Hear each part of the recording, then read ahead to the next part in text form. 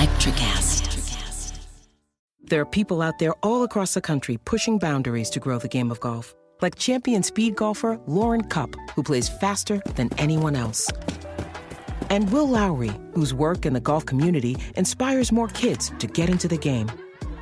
As a champion partner of the Masters, Bank of America supports everyone determined to find out what's possible. In golf and in life. What would you like the power to do? Bank of America. Bank of America N.A. member FDIC, copyright 2025, Bank of America Corporation, all rights reserved. McDonald's meets the Minecraft universe with one of 6 collectibles and your choice of a Big Mac or 10-piece McNuggets with spicy Nether Flame sauce. Now available with a Minecraft movie meal. At participating McDonald's for a limited time, a Minecraft movie only in theaters.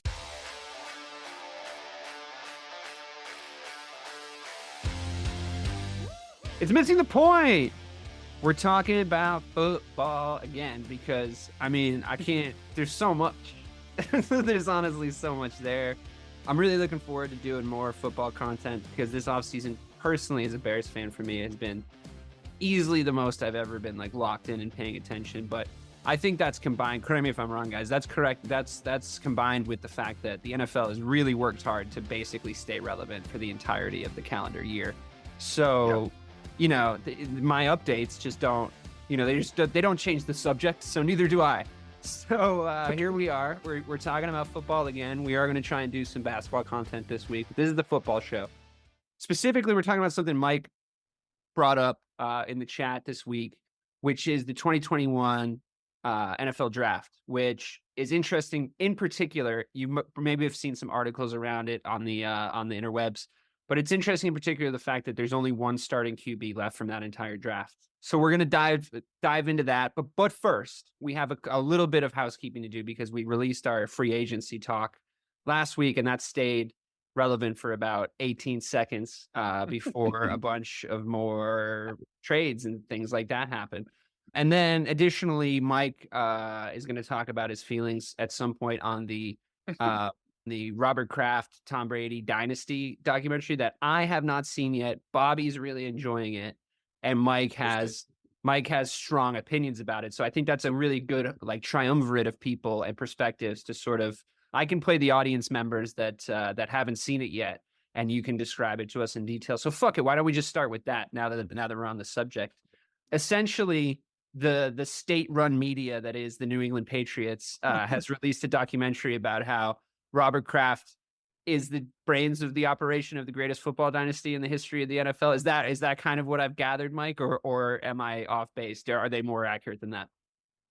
Well, they do follow some sort of historical accuracy along the way. Great. Like when Spielberg did Lincoln, you know, there was some stuff it just like, it's there, but some stuff it changes.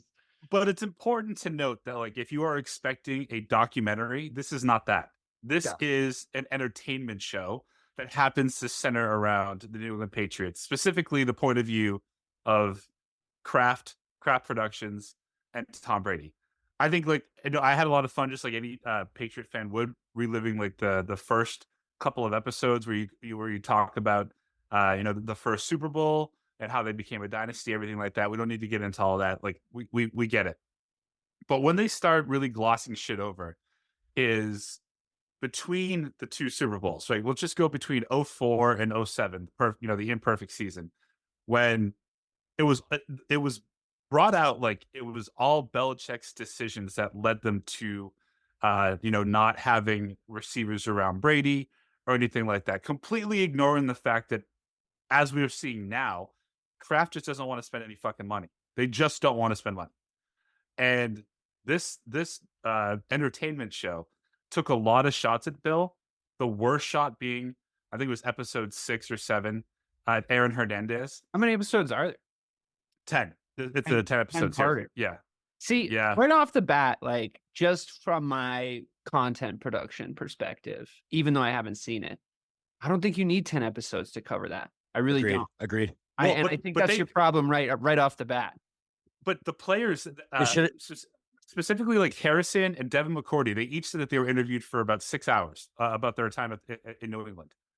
And Harrison was in that for probably 10 minutes total. And they really framed it in a way about how much Bill sucked as a head coach. Like, this was a fucking hit piece on Bill, who did not do himself any favors, by the way, throughout this entire thing. But the most damning part, Bobby, and then I'll let you go before I talk about the end, was Hernandez. Like the entire Aaron Hernandez episode was about how Bill helped hide the body. Bill picked them. Bill knew about his past, and at the draft combine that year in 2012 or whatever, or 2013, Aaron Hernandez came up to Bill and asked him for a trade to Seattle so that he could get away from the gang life, and Bill said no. Like everyone said that about Bill, and then they had some asshole who's a cop in Boston say, and if you just made it to Seattle, maybe one more person would still be alive. Like fuck you. You know what I mean? Like they literally just blamed Belichick for a murder. I don't think you can put a death on the man. I don't think you can put a. I don't think. Oh, they tried. Excessive. I think that's extreme. I think that's extreme. At best.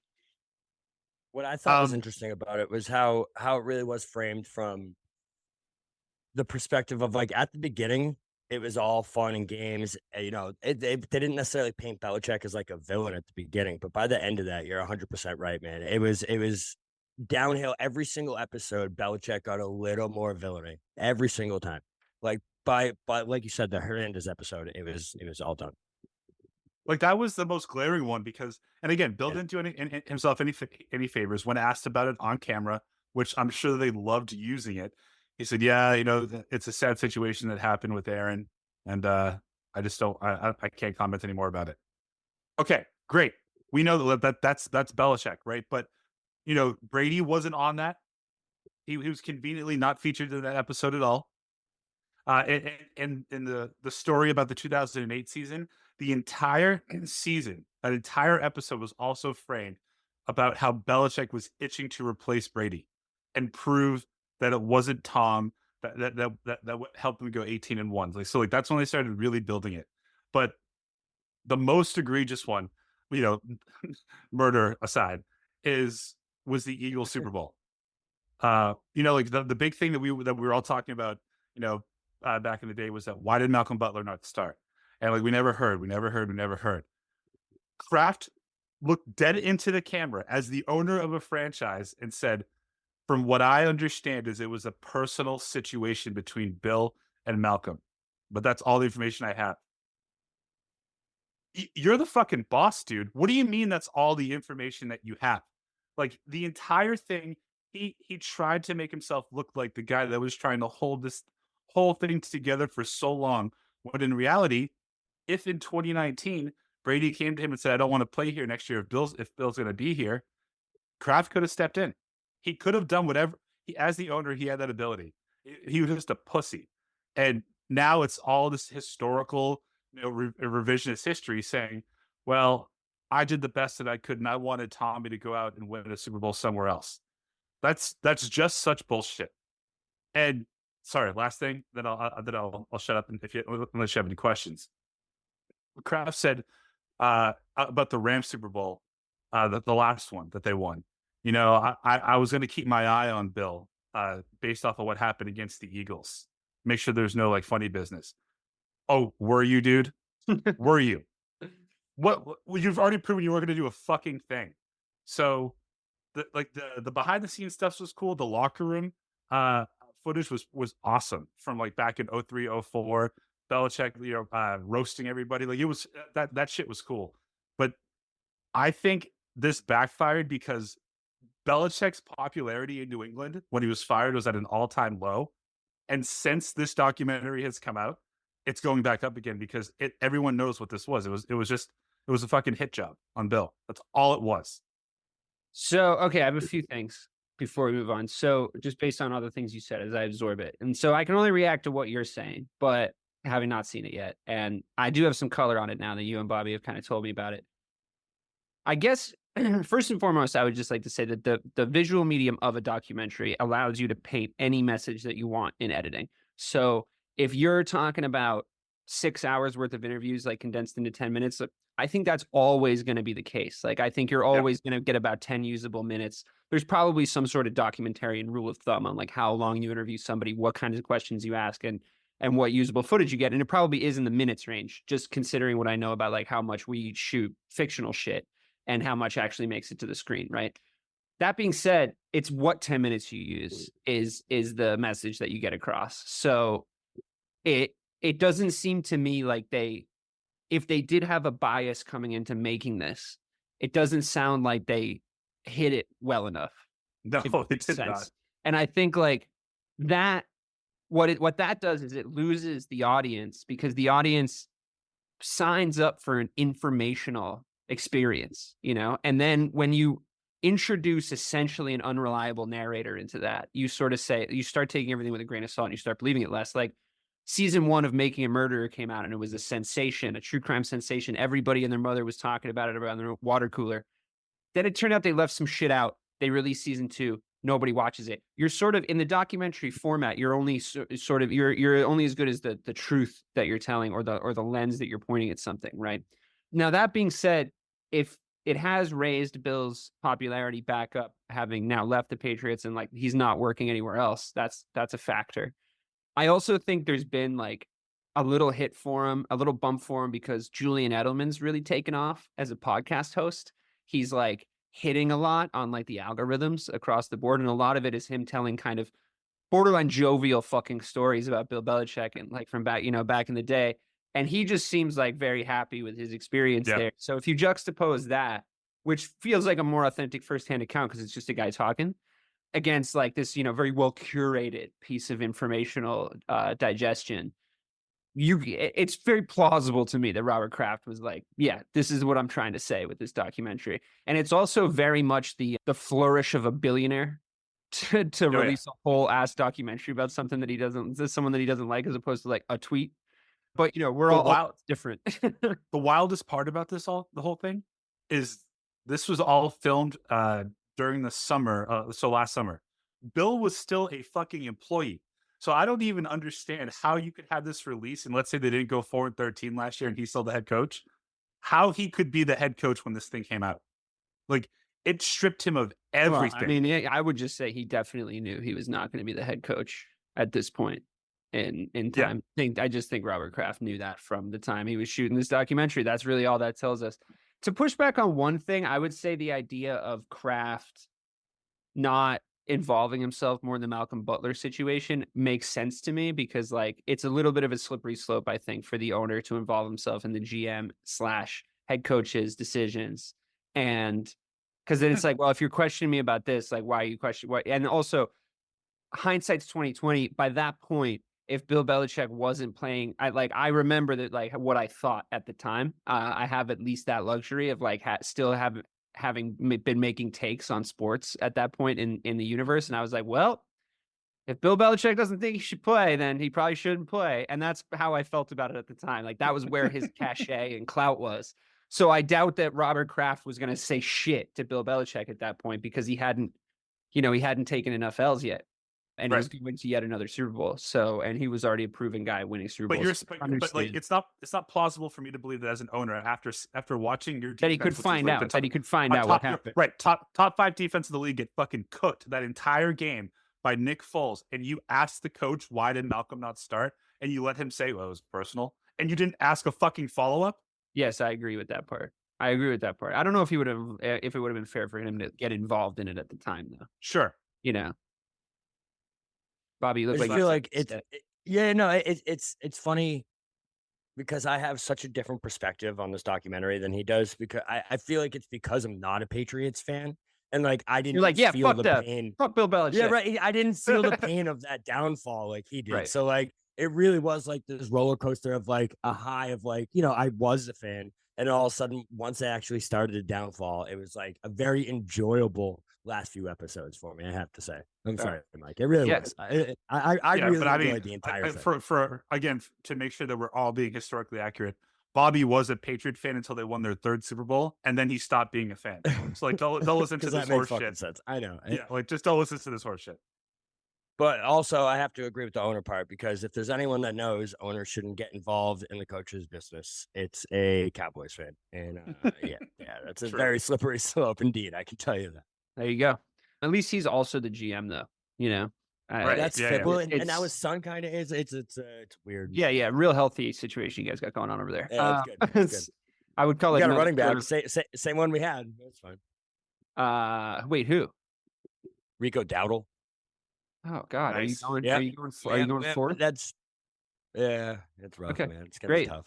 All right, looking forward to this power rankings season coming in. Okay, free agency went a little crazy after we last spoke, boys. Mostly, I don't mean to only talk about the Bears, but the most interesting storylines do in fact involve them. So I just wanted to get your brief takes, just as a kind of an appendix on our last episode, on both Keenan Allen coming to the Bears, especially in relation to what I now think is the best situation offensively for a number one pick to come into ever. Like I mean, just the fact that the thing I think they're doing right is that they gave him an offensive line and they gave him weapons. I would still like a center. I still think we're in need at the center position, but it looks to me like we're going to go edge rusher with our second pick after we get Caleb Williams, which I'm also fine with. The guy from Alabama, I think, should be there around 9, unless we trade down. But yeah, Keenan Allen coming in and looking at it, DJ Moore, Keenan Allen, DeAndre Swift backfield with Cole Kmet, who was coming off a career year, and tight end backup for him from the guy we got from the Chargers. So I wonder, do you agree with that? Do you agree it's an amazing situation for a first round pick? Does it put more pressure on him to perform? And were they right to send Justin to Pittsburgh? We're going to talk more about Justin a little bit later in regards to the draft, but were they right to send him to Pittsburgh? And I want to hear your guys' opinions on that landing spot for him. And you know, the Bears, I think, got kind of fleeced in that deal, but the market had gotten really dire at that point. And I just think they needed to, like, you know, cut their losses, but they definitely, I think it worked out for Pittsburgh really well. I'm happy he's there. I obviously like that team, you guys know, and I think it's a perfect situation Like for the him. best. Yeah. Learn from Russ, but I'd love to hear where you guys are at with it. Yeah, no. So if we want to start first with the backfield and like the weapons for the Bears, man, I think you forgot Roschon Johnson too, which I think is a very key piece to that backfield. He's good. He's good. I mean, he's yet to sort of but that Swift Johnson combo, man, it's perfect because Swift is like, you Well, know what I mean, Herbert's like our kinda RB2 shifty really. speed.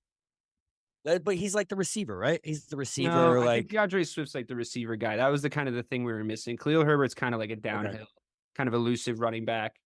He's like kind of DeAndre Swift light, but he's not as good at catching. We lost a lot of receiving stuff when we lost David Montgomery. I think Roschon will be that 3rd and 1. a little bit more of a power runner. Yeah, he's a little bit more like a find the holes guy. And he could go either way. Like, I think he could be really good. He could have a breakout year, or he could. So I'm glad we like reinforced back there. It was a smart move. We needed to. It sucks to pay money to running backs ever, but like, you know, sometimes you have to.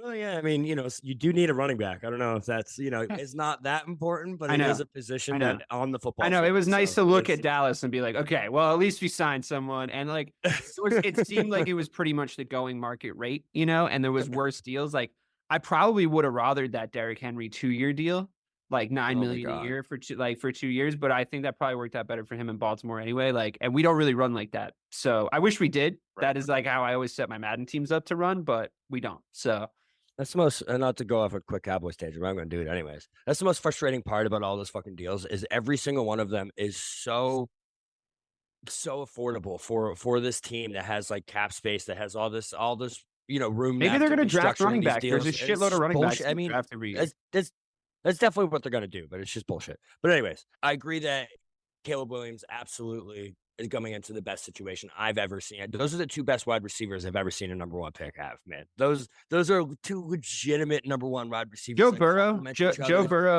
Burrow had a really good, like, but that was the year Chase was the year after. Though, so that wasn't. Oh, that's right. In, oh, that's right. He was there for a in. year before. So, yeah, you're right. You're right. And the fact that these 2 guys are vets, man, that have been in the league, that have had shitty quarterbacks, that have been in shitty situations, and they complement each other. Keenan Allen's like my favorite wide receiver. Like, I thought I was dreaming when I saw that. He's like literally my favorite guy. I was so mad when Mike got him in fantasy this year, and I know he fucked you in the end. But if you think about the DJ Moore is the prototypical like 4 for 180 guy, right? 2 touchdowns. And Keenan Allen is 13 receptions, 80 yards, and a touchdown. Like, that's exactly what you fucking need as a number 1 pick. And then you it's that volume reception thing that Keenan Allen can do, which, like, I'm really excited about it because, like, Keenan Allen's one of those guys. It's like, complete Keenan Allen, complete Keenan Allen, and it's Keenan Allen again, and it's him again, and it's just like we haven't had a guy like that. Like Tom Brady loved those guys, you know. Like your buddy's favorite quarterback loves to have a guy like that, you know. And I think you're right. I think like DJ Moore, he's more of like he's definitely he can definitely create and play make, but he's also like, yeah, he's gonna bust out like 2 or 3 big plays for you. That's what he's gonna do. Maybe he gets the ball 5 yards from the line of scrimmage and busts out that play, or maybe he doesn't. But I agree with you that they absolutely do complement each other really well. Plus, I guess we're gonna run a lot of 2 tight end sets, which I think you can really sort of like dominate the middle of the field because we were so Everett soft the over the backup, middle. right? Everett, yeah, and we were so fucking and he's good. He's like genuinely good. Yeah. So it's we were so soft over the middle of the field, and I don't know if that was Justin Fields' fault, but his advanced analytic numbers, like those heat maps you'll see where it's like percentage accuracy down the sideline, percentage accuracy down the sideline. It would just become such a fucking like soft belly in the middle, just green, like fucking from green to red. And you're just like, oh, he doesn't get anybody over the middle. He can't see over the middle properly because I think that takes more calculation. I think that takes more reads. That's also a byproduct of how bad the offensive line was, that he's being flushed out within like a second or two. So most of his completions are go to the It felt like he sidelines, was waiting for the play to break down. Like that's how it ended up. Oh yeah. It was like, I don't think he's going to release the ball. I think he's going to try to run, and it's just going to be like, well, it's going to be, the fucking offensive line broke down. Like, and I'm just like, that's annoying, dude. Like, it feels like you're a little bit behind the play, and I think that he can fix that, but we'll see. But I don't, like, to your second question about, does this put a lot of pressure on Caleb? I mean, I don't think so. Only because you've given him someone to catch the ball at every level that he can throw the ball to. And I mean, between Swift and Kmet and DJ Moore and Keenan Allen, who, by the way, Keenan Allen, 4 out of his last 5 years, he's had more than 100 catches, and he's only played a full season one of those 5 years. So this guy's going to get a ton of fucking catches. He's always going to be there for you. I think this might be the best Bears offense in our lifetime. Oh, definitely, dude. 100%. Without a doubt. It doesn't matter who plays QB. It's not even close. Yeah, it's not even close. We forget about those Jay Cutler, Alshon Jeffrey, Brandon Marshall, and Matt Forte days. Like those were pretty that good. was pretty good. You're right. It was pretty good. They were pretty good. The problem with that team, Jay Cutler, unfortunately, is like, and I try to talk to Bobby about this all the time because he's always like, I just want to like get to an NFC Championship game, and it's like, that's that team. And I always sort of I look back at it not that fondly because that team convinced me that they had it, like, and there's nothing more heartbreaking than that when I was like, yeah, they have it. They just need to like pass that one last test because we made it, but like that year, I think we were winning. But at least, like listen, the Cowboys convinced me they have it every fucking year and don't even win one.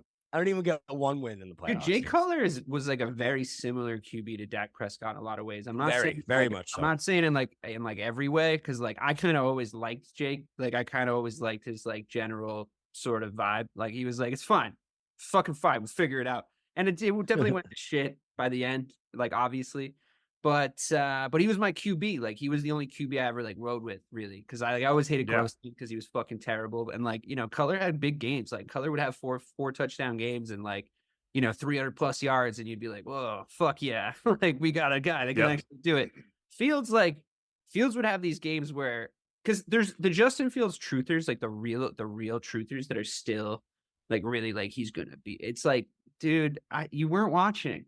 Something was on your glasses. There was a filter because like he was so good 2 years ago, where it was like, holy shit, like this guy's gonna fucking do it. Like he just needs to develop. But then you look back and you're like, the things he couldn't do and the things he couldn't learn how to do are so important. Like he just wouldn't show up in the fourth quarter enough. And I saw enough examples of being given the opportunity, the amount of time on the clock or timeouts or whatever to win a game, and he couldn't do it. And like that to me was like enough by the end. That last Packers game, I was like, bring on Caleb Williams. And because it's not enough to bin him off, but it's enough to bin him off when you have the option of getting Caleb Williams, if that makes sense. Like I would have still kept him if we weren't in the position where it's like, this guy might be generational. We have to go try. We look like fucking idiots if we don't try. If we try and he isn't, it's like, well, everybody thought, like, it wasn't just us, dude. It wasn't our only gamble. Everybody thought the guy was going to be fucking unreal. So I hope he's good. It would be really awesome for me. Like it would really improve my life. Like, and maybe more than it should. Like, You wanna transition the Fields there, because I got some thoughts on that Field stuff. I definitely yeah, do. let's talk. Well, let's talk about the fact. Let me just preface it really quick with the fact that Okay, go we're ahead. going to talk about this 2021 draft, and we can start with Yeah, for sure. we can start with Fields based on that where he is now in Pittsburgh, because there was a fair number of quarterbacks drafted in that draft, and they were all pretty notable names. Trevor Lawrence went number 1 overall. Zach Wilson went right behind him. Trey Lance went 3rd. Justin Fields went 11th. Mac Jones 15th. Famously, Mike was mad the Patriots didn't trade up to get Justin, or that he was mad that you were mad that he didn't fall to you. Like you thought maybe he was going to still be there at 15, if I remember correctly. I'm mad we didn't get him. It made It was me both. I think it was both, it made me happy because it was a real vote of confidence from you for this guy that I didn't really know shit about at the time, because I don't follow college football closely enough. In fact, I basically gave myself an aneurysm trying to figure out my March Madness brackets today. So because but this is the problem with college. There's 7 billion teams. So it's like really hard to follow everything at the same time. I'm not capable of it. I'm not smart enough. You guys are smarter than me. So you told me Justin Fields. I was like, great. I'm thrilled.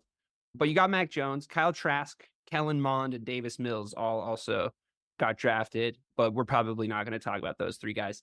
So just those first rounders up until 15. Let's start with Fields. Fields is now in Pittsburgh behind Russell Wilson. He's it's been pretty much declared that like Russ is the starter. It's a really interesting situation because I think you've seen that Tomlin has enough control over the team where I don't think that the pressure will kill Wilson, just that Fields is there.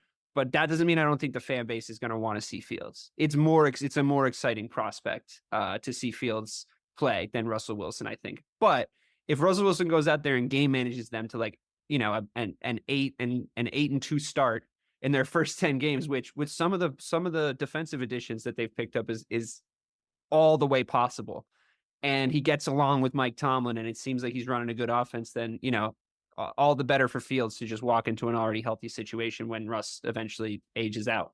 So let's talk about Justin Fields, his career so far. Mike, to start you off, where would you draft him now compared to the other guys? If you had to trade a draft pick, would you draft him over Zach Wilson, Trey Lance? Yeah. I 1,000% over Zach Wilson, Trey Lance, not Trevor Lawrence. No, but Mac and Mac Jones, like which he was. I think that when you think about the situation that he went to, it's the complete opposite of the situation that the Bears are building for Caleb Williams right now, right? Like they didn't really have an offensive identity, and he goes in and he's, I think in his 40 career starts, he's 11-29. So like that's obviously not great, but I think to your point there, the things that he couldn't do well, he should be able to, but the things that he does really well, most people can't. Right.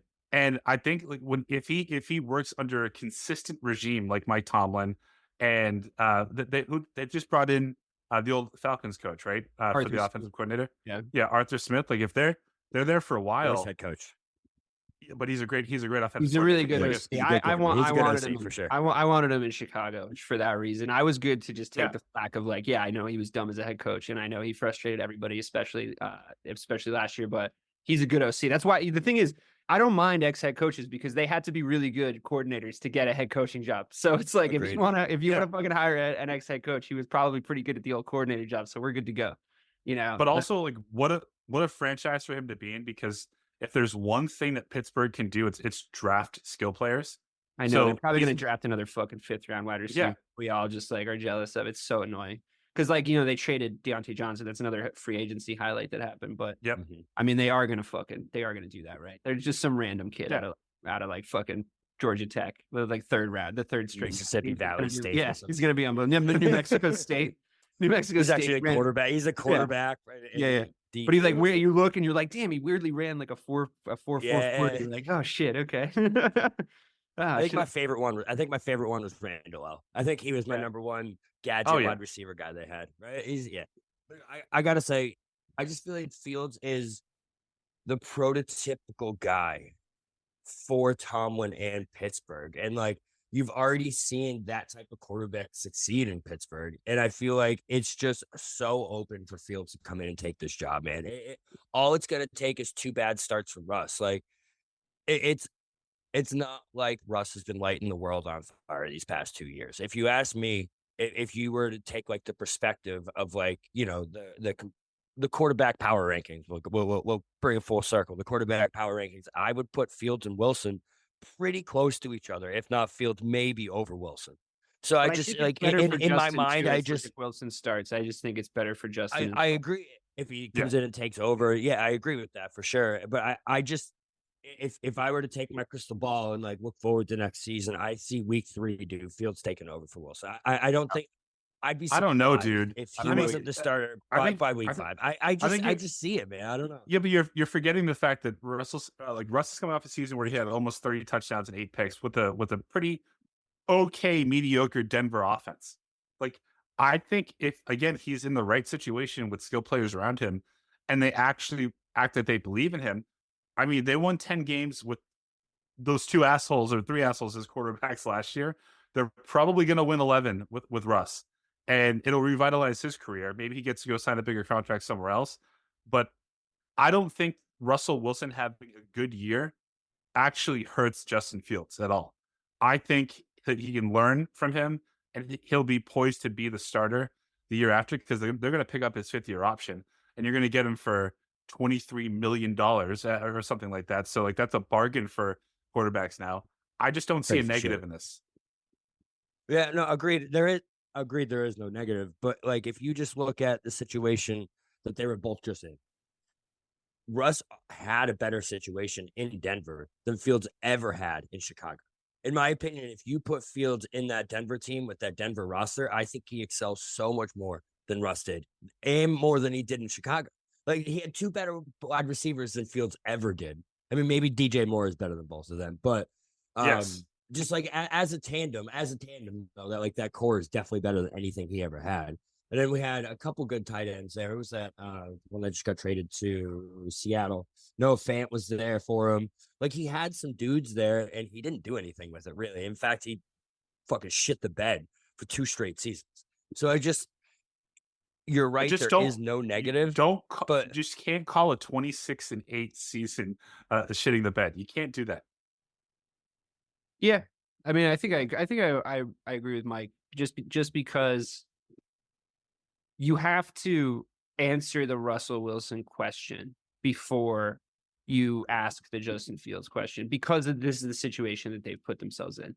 And I think that the best situation for the Steelers and Justin and Russ is to just say, okay, like, let's see what this offense, what we can bring to the table with this offense. Because if you look at both guys' profiles, they're not moving away from the Kenny Pickett ideology because they don't want to start over. So they're trying to plug in a guy that can actually do what they thought Kenny Pickett would be able to do by now. Which, I mean, I don't know. I mean, it's obviously not easy to be able to tell what a quarterback is going to turn into, because so many teams get it fucking wrong all the time, and draft experts get it wrong all the time. So I don't hate the idea of saying, like, okay, well, we're betting on the fact that we can win games with our defense like we did in the latter half of last season, and Russ can manage us through games. And going into the future, we're betting on the fact that Justin Fields is better than Kenny Pickett, which I think is a perfectly reasonable bet to make. Yep. The problem with it is we needed Justin Fields to be a game winner for us. And the reason why this situation is so good for him is the Steelers can be like, just don't fuck up. Just don't fuck up. And like, he can go and learn system mechanics, and he can go through pretty decent reads, and he can read like a high-low defense. But there's certain defenses that he just can't read. Like, he can't beat like dynamically, but he could maybe potentially get into a position where they throw those defenses at him that have just worked on him, and he doesn't lose the game for his team. Right. And I think that's probably the ceiling there. But also, I've seen him be able to bully slow defenses where, on a day where if you might have a couple of days when Justin Fields takes that offense over. I do think it is inevitable. I agree with you there, Bobby. I do think it's happening at some point. I just don't know about week 3. But if he takes that offense over, there's going to be a day where the defense can just, play at 60% and stay healthy because he's just running all over the fucking team that he's playing. So it's, it's exciting. I think if I was a Steelers fan, I'd be really looking forward to it because he's a really dynamic player to watch. I'm really happy with his landing point. And like you said, Mike, he would get drafted now over everybody but Trevor Lawrence in his draft. Is that a damning prospectus on the draft year that everybody basically said this is the most QB heavy year? A lot of similar undertones to what we're hearing going into this draft. So I'm starting to believe it when I see it type thing. But what's your perspective on that draft year as a whole before we move on to the Mac Joneses of the world?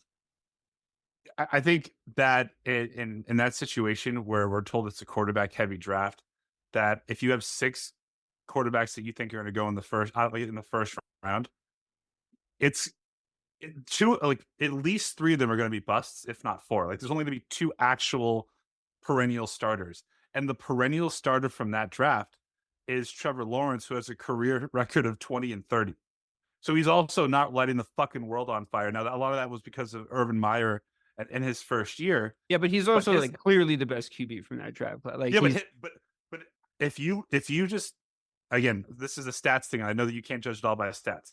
But if you just looked at his stats compared to Mac Jones, it's actually very comparable. Now, the eye test would tell you that Mac Jones is not a starting quarterback in the NFL and Trevor Lawrence is, which I wholeheartedly agree.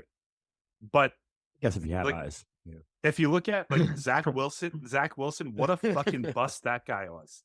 Yeah, that was fun though. It was fun to watch. It was a good dumpster fire for sure. $1 million arm. But just nothing. He's got nothing going on between his ears. I know, but he would make crazy throws sometimes, and you'd be like, "Oh, Zach Wilson, okay." Right. I heard he's got a golden dick, though. That's what I heard. Yeah, and it's true, man. But so, who do you think's the biggest bust? Is it Trey Lance or is it Zach Wilson? I think it's Mac. It's got to be Lance. It's got to be Lance, man. I mean, we saw Lance for 2 games. And then he got traded to go be the 3rd string quarterback in Dallas. For we 4th haven't seen him play any for a 4th, right? So okay, but can I make an argument? Can I make an argument though that like because we haven't seen it? Because we don't know what we don't know.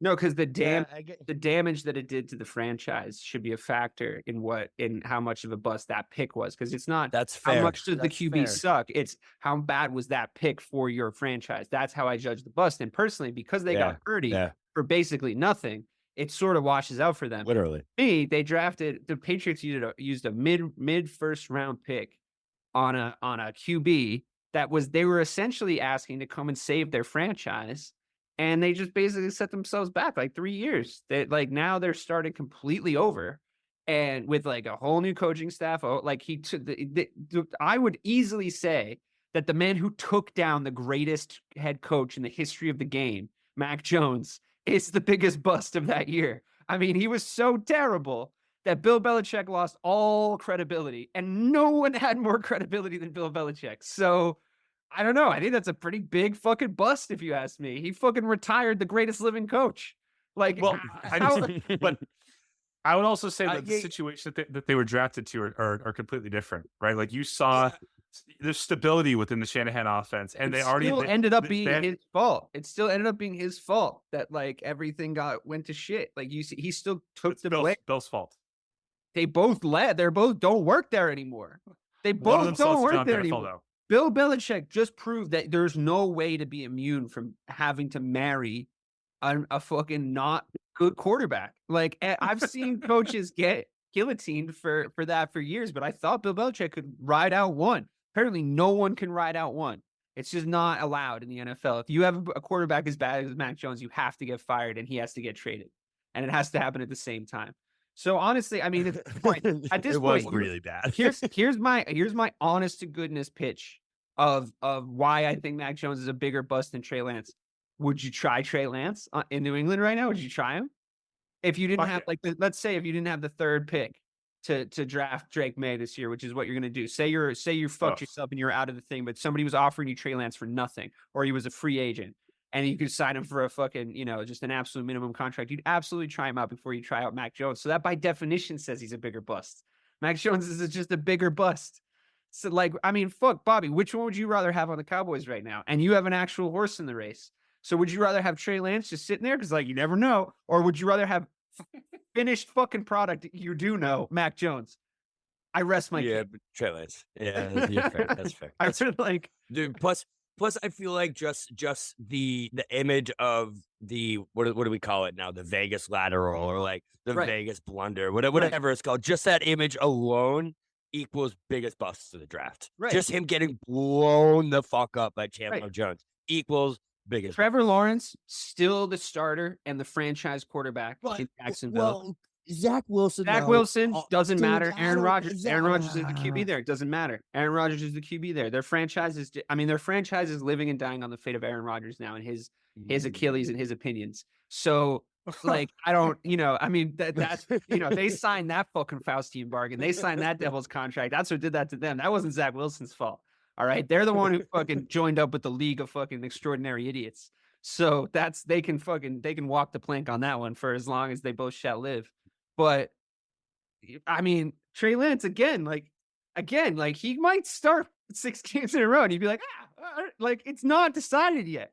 That's another part of it. So yeah, I mean, besides quarterback was the biggest skill position bust Kyle Pitts? No, that's Arthur Smith, bro. They didn't use him. You can't call it. They literally didn't use him. And when they I'm did, just saying, based on what we've excelled. seen and the skill players that were taken, is he not the? okay. Is he not the I bust of actually Wasn't wholeheartedly. that Ruggs? Wasn't that Ruggs was the next? I draft, right? wholeheartedly Yeah. agree with you. If you're the Atlanta Falcons, you could have Jamar Chase on your team right now. You could have Jalen Waddle on your team right now. Joe Waddle, ETN. You could have Devontae Smith on your team right now. You could have Micah Parsons on your team right now. Those are all guys I'd take over Kyle Pitts. I haven't stopped naming guys. We still don't know though with him though. We really don't. We know he's not Jamar Chase. We Do know we he's not though? Jamar We Chase. don't though because Yes. listen, Arthur's. Yes. I don't know, guys. I don't know. He hasn't had. I think we're gonna see a different Kyle. He's Pitts. had he's had Okay, Marcus play- Mariota. And let's play Desmond this game Ridder again. throw the Let's- ball. let's play- no, Think about wait, time out before you go. Think about what Kirk Cousins made TJ Hawkinson look like this past year. Okay.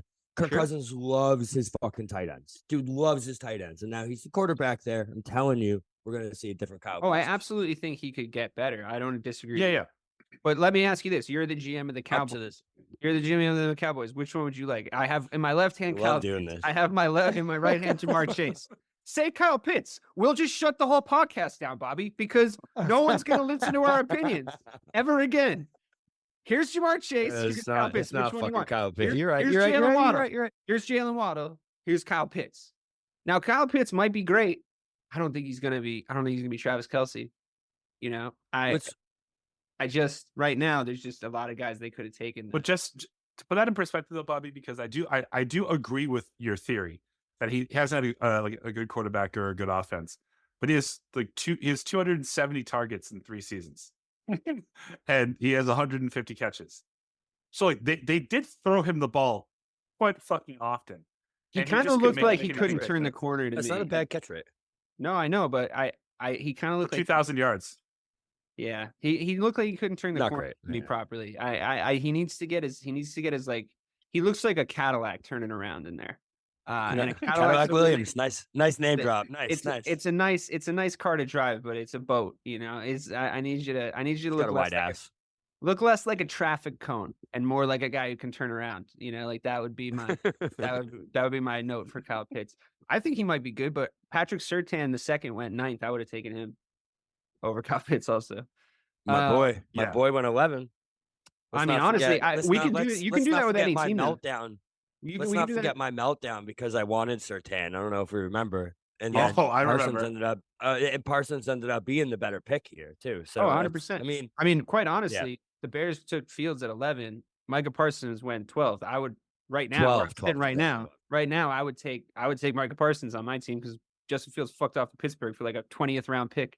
So like, But it is worth Next noting year. that Dallas Next year. traded out of 10 where they could have picked Devonta Smith to get Parsons. Which by the way, I don't think there's no bad in that. But could you imagine CeeDee Lamb and Devonta Smith now that we know what we know on that Yeah. offense? That'd be pretty. They sick. wouldn't have made that CeeDee Lamb trade though if they had Devontae. I don't think. Yeah, you're right. They only have one good wide receiver at any given time as their It's favorite. true. And they have to get rid of the other one. It is a universal law of Cowboys. I think the most interesting part of this draft, though, is like we started out with the quarterbacks, and that's definitely what the headline was going into the draft. That's definitely, everyone's quarterback. When you look back at this draft, though, I think if you look through, even all the way down to round 4 with Amon-Ra St. Brown, it's one of the most elite skill position and interior classes we've seen in so long, guys. There's so many names on this list. Like we said, Chase, Waddle, Sewell, Surtain, Devontae Smith, Parsons, Slater, Vera Tucker, all these guys, Leatherwood. Depends what you think about Najee Harris. I don't know. I mean, he was good for a year. Exactly, Najee Harris. And then, like I say, you go all the way down to the round 4, you get, Amon-Ra St. Brown. There's other guys on here. Nico Collins in Houston was in this draft. There's a lot of names that came out of this draft that weren't the quarterbacks. And in my opinion, that's the story coming out now. I was looking at it and I was like, wow. All we were talking about was quarterback. But ended up this draft just littered the NFL with Pro Bowlers that we're going to see in the league for a long time. It's awesome. It's true. I mean, the parallels between that draft and this draft, I think, are kind of high because I think the way it's been framed to me, at least, and tell me if you guys disagree. Wide receivers are dope in this draft. So the depth of the wide receivers are a conversation, which, as unbelievable. you just pointed out, Amon-Ra St. Brown is one of my favorite wide receivers. He went the 4th round. You'd be pretty.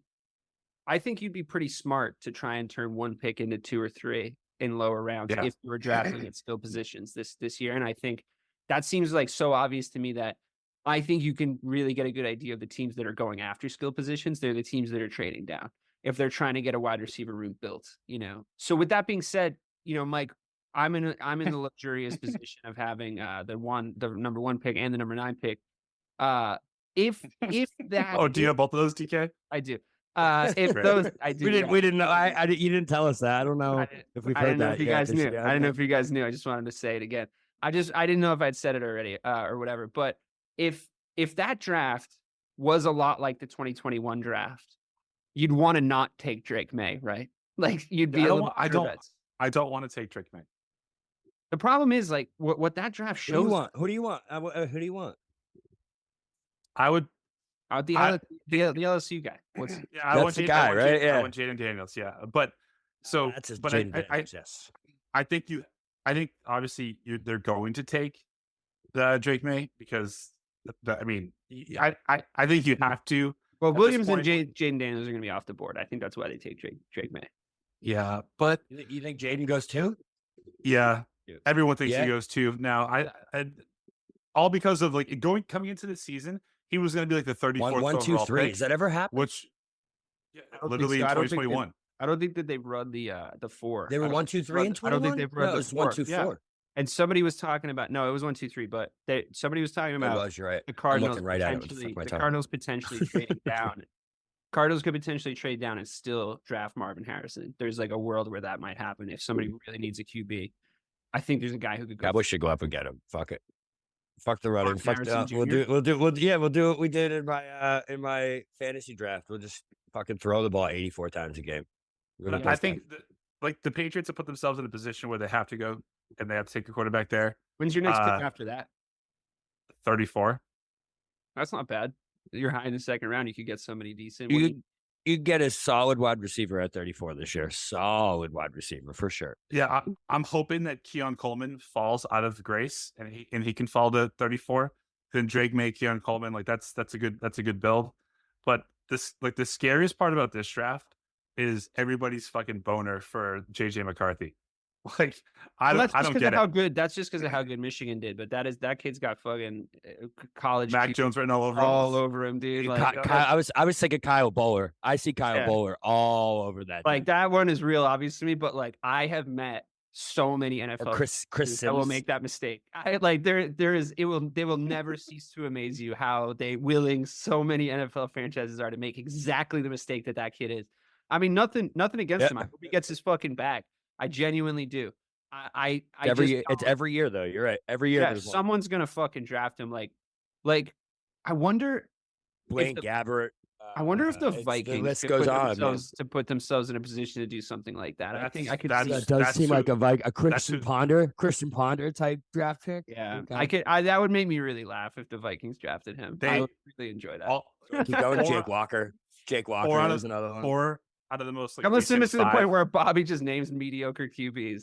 I do. We could have a whole goddamn show right now. You know I love mediocre QBs, guys. Come on.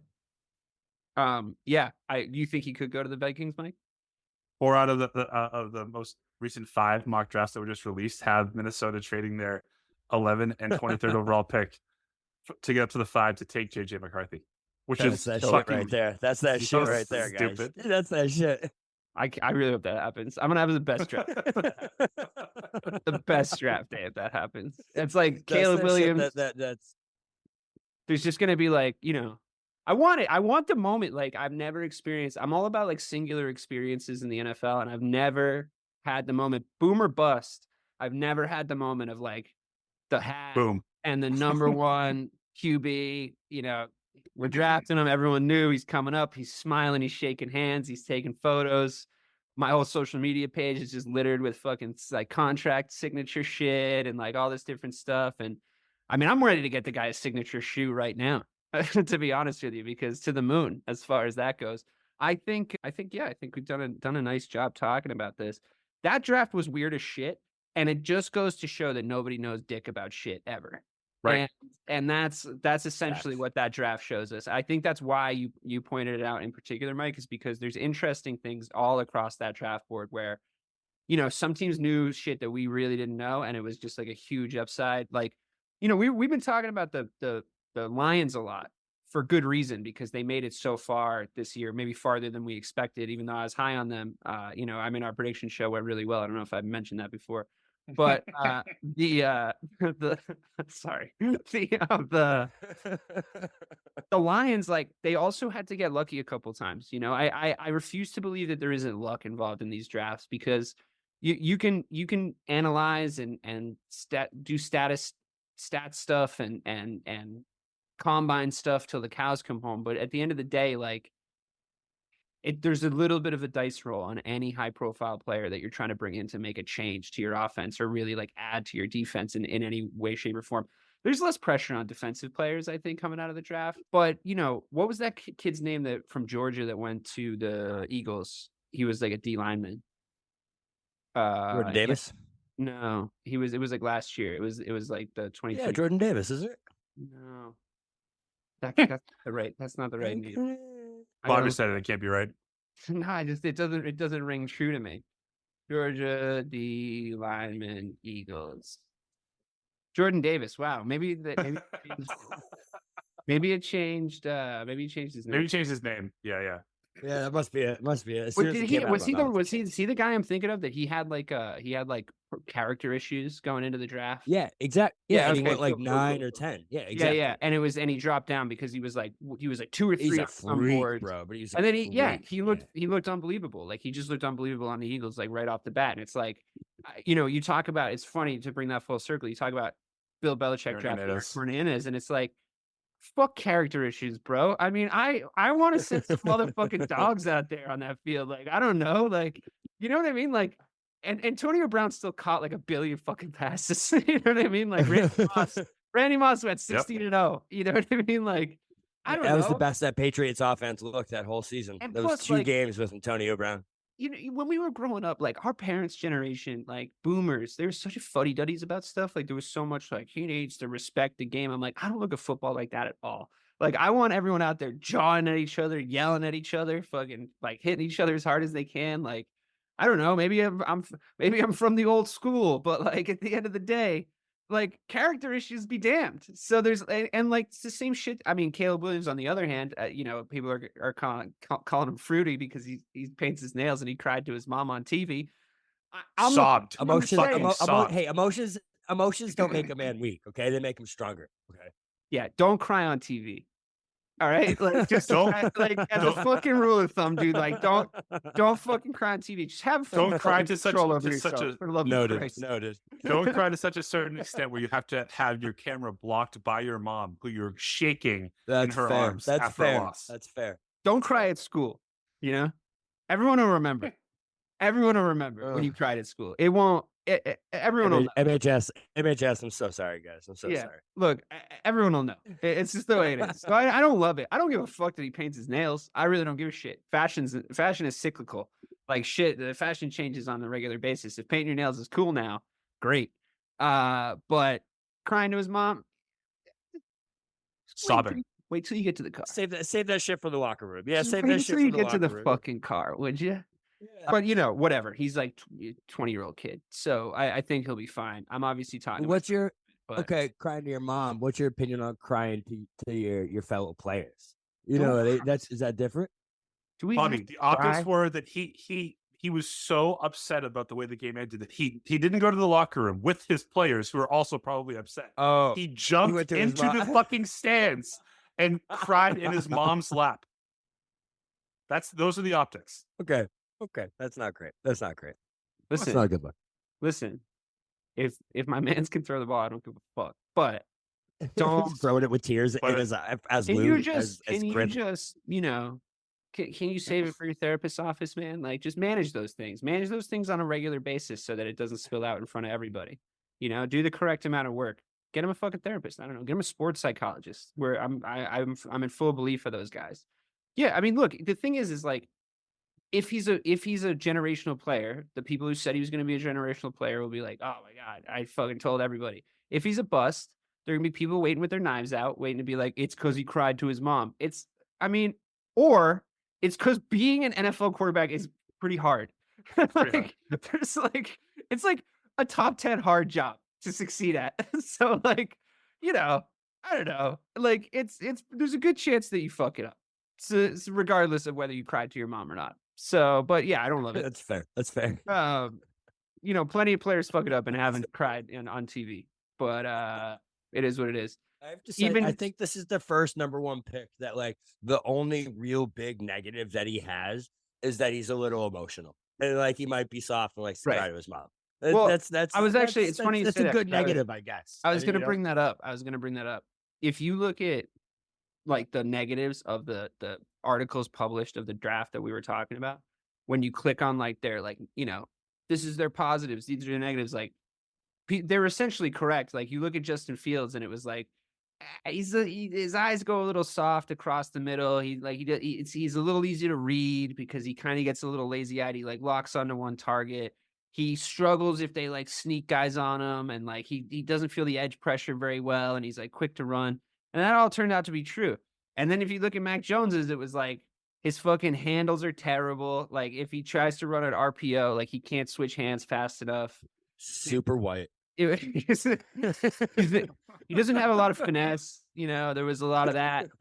I'll actually just read it to you. I'm looking at it right now. If you go down to his negatives, you're excited to read this, aren't you? You're like, actually, you know what? I really enjoyed reading this. So. Very thin lower body and struggles to fight off rush contact. Yeah, absolutely. Very white. It was murdered. Very white. Anybody that went near him for the entirety of last season. Slow ball handler on RPOs, leaves back half behind in his follow through. Average release quickness. Average release quickness could be the title of his autobiography, I think.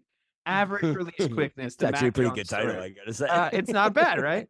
Doesn't play with the desired poise of an NFL starter. Now, you can do a lot of damage control with the offensive line that he had in front of him, but the poise, no, I think that turned out to be true.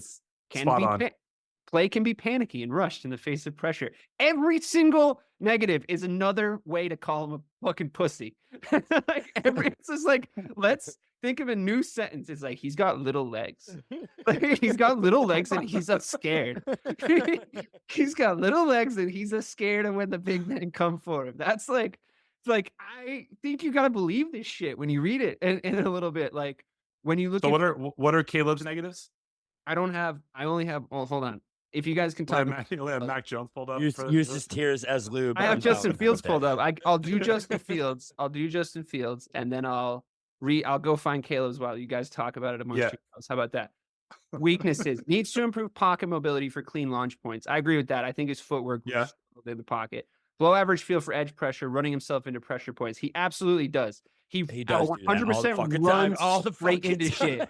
And then he's fast enough where he's like, oh, fuck. And then he like goes another way. And you're like, wow, he made it. Holy shit. And that's fun to watch. I mean, that's That's the so thing. true. Field vision is average in the face of the blitz. That's true. Missed open blitz beaters in the middle of the field. Yes. Yeah. When he got crushed, I he literally couldn't find picture open that guys. one play. Yeah. There's that one play where Cole Kmet was wide open in the end Yes. zone that he missed. That's the Yes. exact thing. Yep. Forces receivers to slow for deep throws. I think he fixed that. I think he figured out his deep ball over the course of the last 2 years. Stagnant eyes invite coverage to the passing party. He's got huge eyes. He's like his facial features, like his eyes are enormous. Like I think it's great for like trying to pick up girls probably, but it's probably also great if you're a safety and you're just like, Jesus, those things are like billboards. I can fucking see them here. It's why he does the fucking like the dark visor, I think. Can we do a thing where I read Caleb Williams' weaknesses as given by NFL? Yeah, great. Perfect. You ready? Yeah, I'm excited. Averse to playing Too pretty, football, too handsome. on schedule. Eyes can become sticky and sluggish working through progression. Oh no! Must learn to throw with better anticipation and timing. Oh, dude, Fields got the opposite of that. He had that as a strength. He had wait, where was it? Funny how they do that. Yeah, it's strange that there's a anyway, whatever. Keep going. I'll find it. It's not that strange. Hero ball mentality creates indecisiveness and inconsistent decision making, which is redundant. Disconcerting deep ball accuracy in a quarterback-friendly offense. Will throw on the move unnecessarily rather than platform up, and passes up easy scramble yardage for more challenging throws. You know what? Can you do me a favor? Can you go find Pat Mahomes? Because I swear to God, if his weaknesses are the same as Caleb Williams, I'm leaving this conversation thinking we're drafting Pat Mahomes. Like you kind of are. I Trying to find Dax. This is fun. I'm enjoying this. It is kind of fun, yeah. I think this is true. Strengths of Justin Fields, plenty of zip for long field side throws. That's definitely true. Attention to drive mechanics generates velocity. Yes. He does set his feet well. Makes quality reads when deciphering high-low concepts. That's true.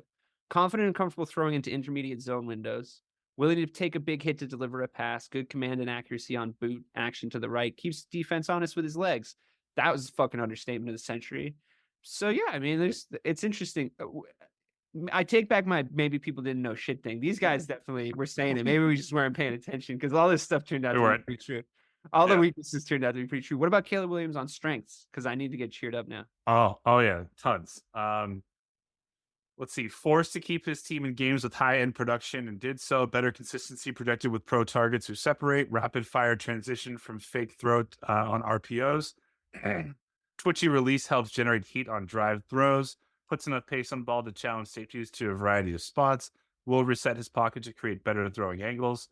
Much improved at getting air under deep throws in 2023. Keeps his eyes and arm alive when leaving the pocket. Rare talent to feel pressure, escape, and extend the play. Yeah, I mean, a lot of people are saying that zip on his ball is like the thing that makes him. Oh, Bobby found Dax. Oh, great! I sure did. Let's hear it. Two weaknesses first. Lead with. You want to go weak? You want to go weak? Lead with the longer list. Weaknesses are so good, man. Ladies and gentlemen, Dak. Wait, hold on. What round and pick did he go? Dak Prescott was 2016. He was late. I think it was round 4, pick 37. Yeah. So it was super late. He got drafted. His NFL comparison was Brett Hundley. Fuck is Brett Hundley? Wait, what does this say? Pick 37. There isn't even 37 teams. Yeah, so that's supplemental. Second round pick, dude. Second round. No, round 4 pick. It literally says drafted by Dallas Cowboys. Yeah. Supplemental draft. That's why. Yeah. So weaknesses. Beat up this year thanks to poor protection. When he wasn't being sacked, he was being hit hard. Not as competitive as a rusher in 2015. Sacks and usage and run game might be taking a toll. Increase in short pass attempts from 86 to 208 this year for higher completion numbers. Accuracy on intermediate and deep throws dropped sharply. Pocket poise has been compromised. Hyper aware of pressure around him and lacks awareness to slide and find temporary shelter to make a throw. Yep. Concern over pressure too often trumps ability to get through progressions. That's fucking for sure. 100%, dude. Must speed up the pace of his reads.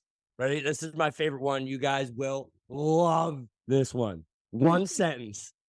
Footwork is a mess.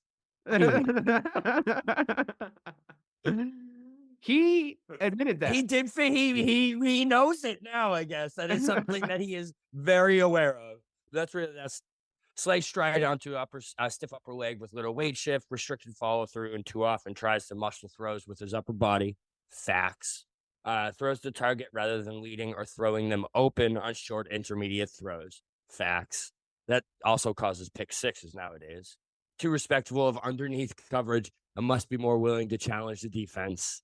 Needs to improve anticipation. Yeah, I think they pretty much nailed him. But you know what? What are his strengths though? Because he definitely did better than a 4th round QB. Like in all honesty, he did. Yeah.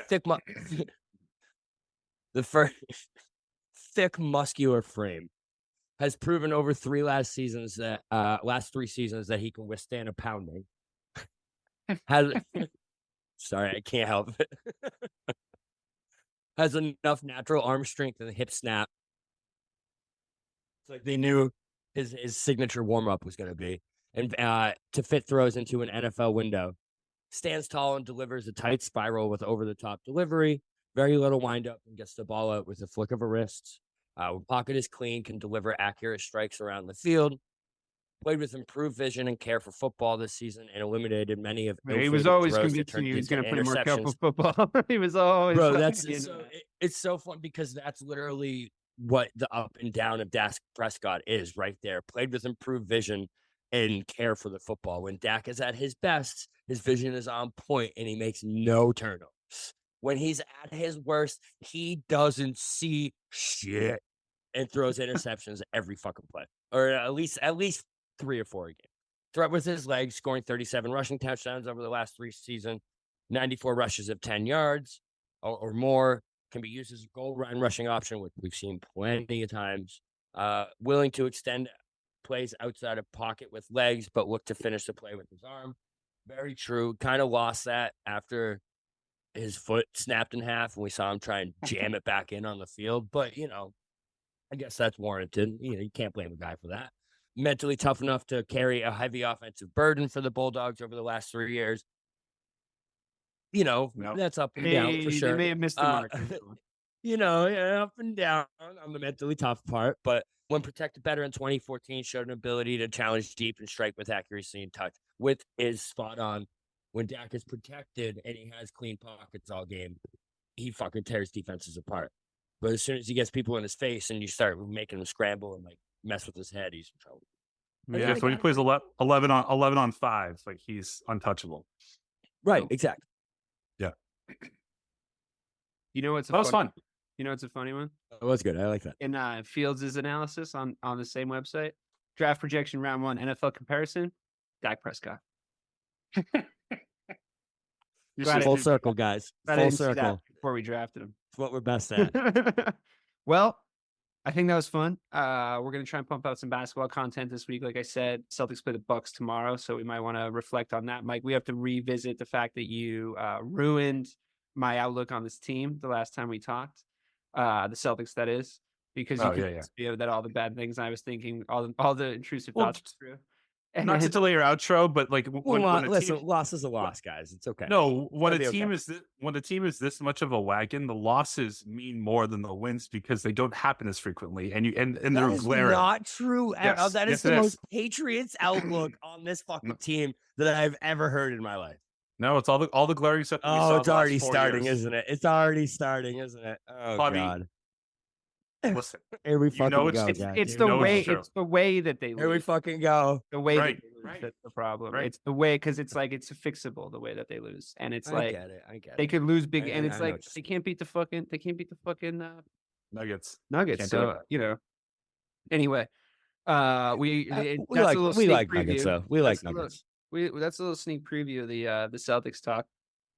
But for the football talk, I've been DK Sizzle. He's been Mike Marcangelo. He's been real BK Bob Kelly. Dak Prescott's been Dak Prescott the whole time. And I bid you adieu.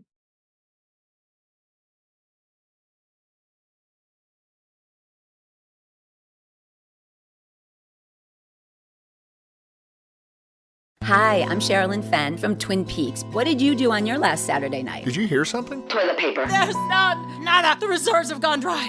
People are hoarding it. I should have done that. They're all out of hand sanitizer at my Target. Mark, when did you last watch the news? We are getting reports of forced quarantines in China, Japan, and now Italy. You're cutting onions in half and putting them around your apartment. Yes, exactly. It kills the COVID. Excuse me? Let's go, get in. Vamos, rápido. Have you ever driven one of these? Never. I'll drive, ladies. I've got the keys. Excuse me, I'm lost. I'm looking for my wife. I got turned around. Join me, Eric Roberts, Jennifer Elise Cox, and Ed Asner for The Last Saturday Night, an Electricast podcast. You'll love it. Electricast. Electricast.